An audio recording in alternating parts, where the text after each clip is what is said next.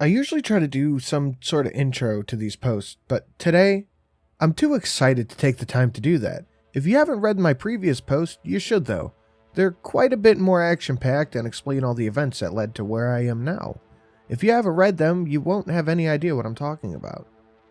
Do y'all remember the last post when I joked about Mark being some sort of monster hunter or something? Well, I went through his computer and I'll be damned if he isn't. He's got files on even more files about these different things called tangibles, which I think just mean monsters. I even managed to find a file on the keelet, but no wonder they didn't believe I had killed one. Apparently, the keelet is a creature in Native American mythology that's described as a furless dog-like thing. It does have fur on its paws though, which supposedly makes it possible to hear or track it in the wild. So far, pretty tame, right? Don't worry, it gets better. Apparently, looking at them is supposed to immediately fry your brain and disorient you, making you easy to kill for the creature. But that didn't happen for me. The only reason I could think of that the mind cooker effect not happening to me is because I don't process things the same way anymore. Not after the events that led me to live out here. Or maybe it wasn't even a keelet. There were a few more details I didn't get to read because before I could finish, I felt cold steel on my neck. Mark had woken up and was now pressing a knife to my throat. What do you think you're doing with my computer? What the fuck does it look like? I'm trying to figure out who the man that was passed out on my couch is. Mark thought for a second, still not moving the knife from my neck. Then he asked, why? No. How did you knock me out? I know you have a dodgy history, but close quarter fighting is my specialty. But all I can remember is going to hit you, and it went dark.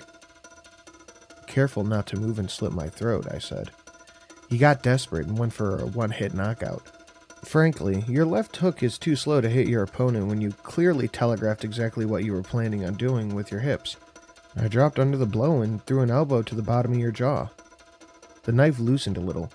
You seem to know your stuff. Why pretend to be a dumbass then?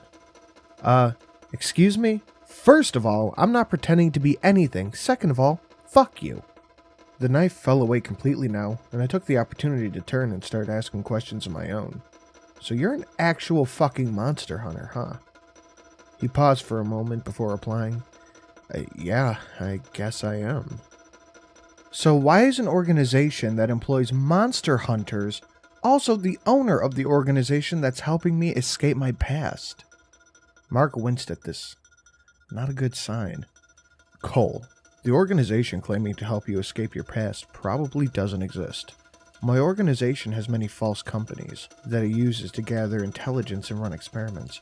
I have reason to believe that they put you out here knowing your past in an effort to see if anyone could survive in this area that is known for having extremely high levels of tangible activity. They also knew that if you were to die, they wouldn't have to worry about people looking for you. However, I also think that you've probably far surpassed their expectations. The higher-ups actually haven't told me so, but they can't possibly expect anyone to kill a keelet on their own, or have fun with a creature like a fleshgate. Holy shit, that was a lot to take in. I took a deep breath and said cautiously, what the fuck is a fleshgate? Mark put both of his hands on his head and let out a, seriously, dude. Does anything even faze you? Fleshgates are the things that you call pails. They're only a level 4, but still too much for most people to handle, let alone fuck with on a regular basis like you claim to do. There goes that fucking level thing again. I had seen various levels ranging from 2s and 3s all the way up into the hundreds on the reports that I read while browsing Mark's computer, but I had no clue what they meant. What's all this shit about levels? All the monsters on your computer have one, but I don't know what they mean. Mark shot me an angry look. Guess he was still mad that I had gone through his shit. We predict a beast strength based on how many unarmed men it would be able to take down before being overwhelmed. 1 man equaled to 1 level. Just then, I remembered that the level besides the keelet was 107. So hold up, you're telling me that the keelet I killed was rated at... Before I could finish, he interrupted me. 107. No way. I knew about the mind baking stuff, but that thing was no larger than a golden retriever. No way in hell it could kill 107 people. Your people predict that that dog thing could kill 107 people? No, dumbass. They predict it could kill 106, then lose at the 107th. I had trouble even believing him.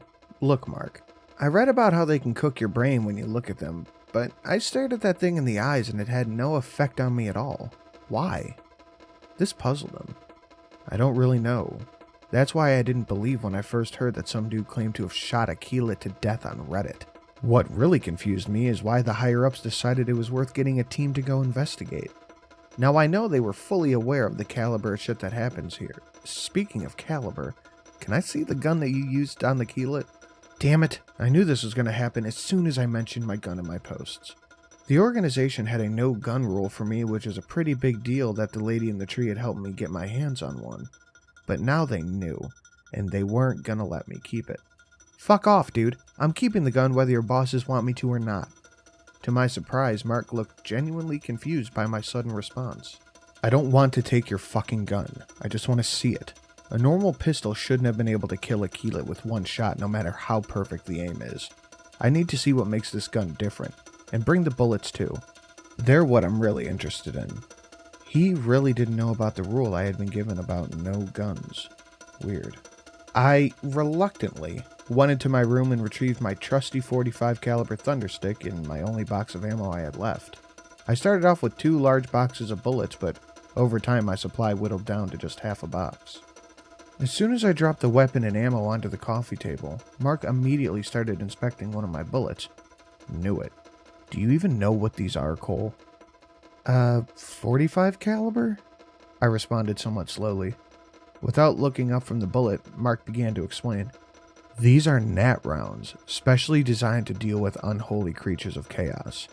They're created when the metal used to make the bullets are blessed by a Native American shaman and medicine men. You can tell what they are by the slight warmth they give off and the small vibration you can feel when you squeeze them between your fingers. However, these are the most active rounds I have ever come in contact with. They are much warmer and vibrate more than any rounds I'm issued. If the lady in the tree gave you these, she is likely more powerful than you realize. Mark looked up, expecting some kind of awe at this revelation. Well, that's neat. I responded, somewhat dumbfounded. I guess it was cool to have enchanted bullets and all, but it didn't change much in the grand scheme of things. Kind of like how your car's speedometer goes up to 120 miles per hour. Most people won't ever drive that fast, but it's cool to know in the time guns you might be able to. But then again, I guess the magic bullets did come in handy when I shot and killed the keelet, as well as a few other things, so maybe I should be more grateful. Before Mark could scold me again for my lack of reaction to his astounding observations, we were interrupted by a knocking at the door. We look over to see one of the 3 guys Mark had been working with when he first arrived through the window on my door. We could see him frantically beating on the wood and looking over his shoulder. Mark! It attacked the van! Holy shit! Jack is dead! Philip's hurt bad! Come help me, please! Mark started to jump out of the chair and then caught himself. Cole, this thing is good. It almost got me a second time. Shit. And it almost got me with that fucking help me technique as well. I started to smile. At least Mark wasn't a complete dumbass. I watched as Skinny began that stupid grin he always does when he got figured out, and then he darted off. Not much has happened over the past few days. I'm starting to get used to my new roommate. I'll keep y'all posted.